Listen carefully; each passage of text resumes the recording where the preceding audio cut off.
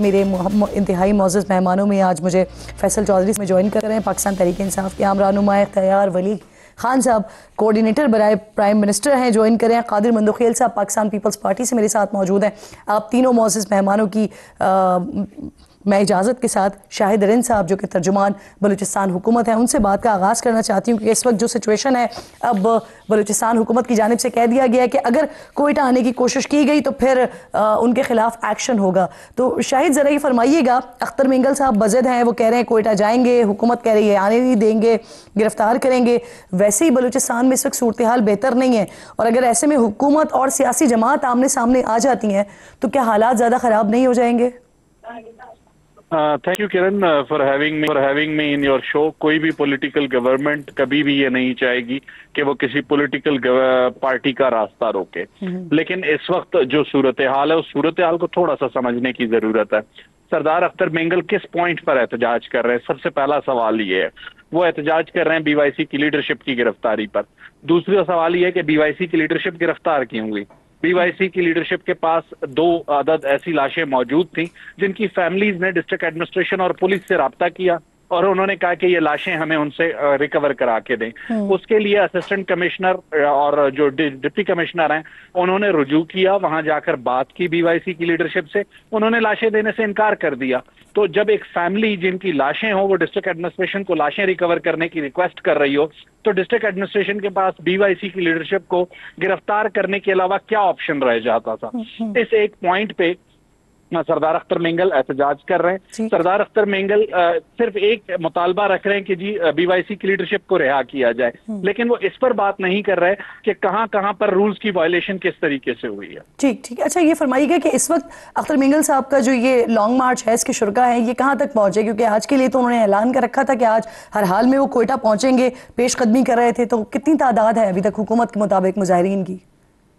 देखें, जिस दिन पहले दिन आज से 9 रोज कबल वो आए थे, वो दावा करते हैं पूरे बलूचिस्तान के स्टेक होल्डर होने का, लेकिन उनके पहले दिन के जो एहतजाज की स्ट्रेंथ थी वो 4000 के करीब थी, और गुज़िश्ता 9 रोज में ये 2500 से 1500 के दरमियान वेरी करती रही। मुजाहिरीन को गिरफ्तार भी किया गया है? जी देखिए, किसी मुजाहिरीन को गिरफ्तार नहीं किया गया। आज हमारी क्लियर ये जो पोजीशन थी वो ये थी कि सरदार अख्तर मिंगल अगर क्वेटा में दाखिल होकर रेड जोन में धरने की कोशिश करेंगे तो रेड जोन में धरना अलाउ नहीं किया जाएगा। और गुज़िश्ता 9 रोज में जो सरदार अख्तर मिंगल के साथ नेगोशिएशंस हुई, आज से 4 रोज कबल हुकूमत ने एक पॉइंट पर फ्लेक्सिबिलिटी शो की और सरदार अख्तर मिंगल को ऑफर की कि वो क्वेटा में सरियाब रोड पर आके शावानी स्टेडियम में जो भी अपनी एक्टिविटी है करना चाहते हैं कर लें।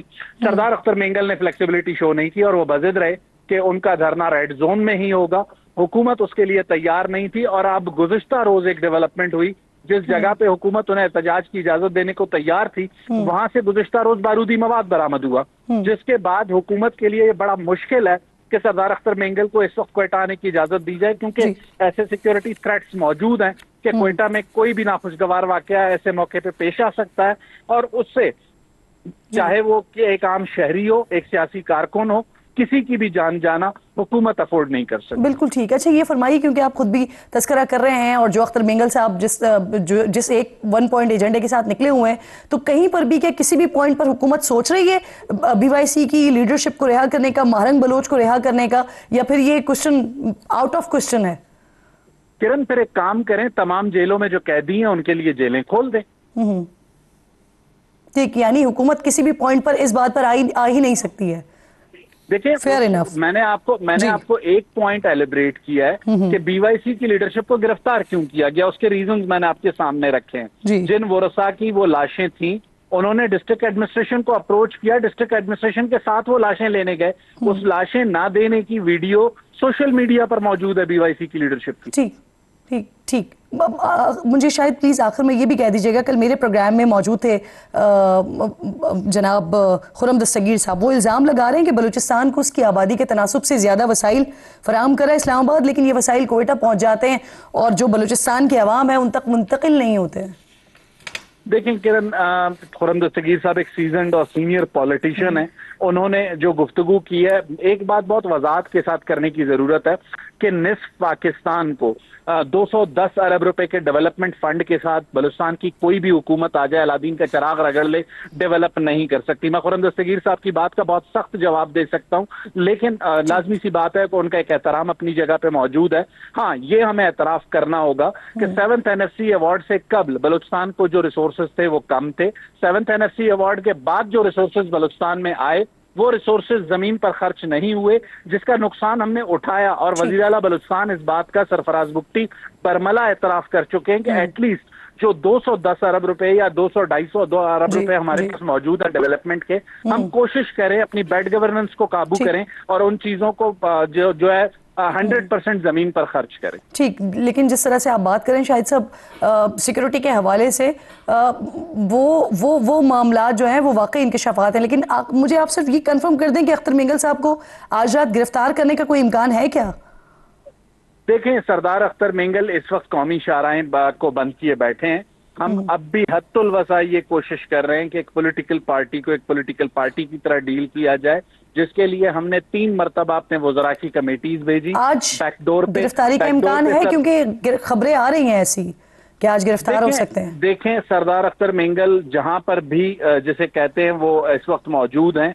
हमारी पोजीशन आज सुबह से वाज़ेह है, उनके MPO के ऑर्डर निकल चुके हैं। अगर कौमी शाहरा को मजीद बंद रखेंगे तो हुकूमत को आम मुसाफिर के लिए उस शाहरा को खोलना है, और फिर उसे अगर बंद करने वाला चाहे कोई आम सियासी कारकुन हो, चाहे कोई सियासी रहनुमा हो, उसके खिलाफ कानून हरकत में आएगा और गिरफ्तारी हो जाएगी, यानी आप ये कह रहे हैं?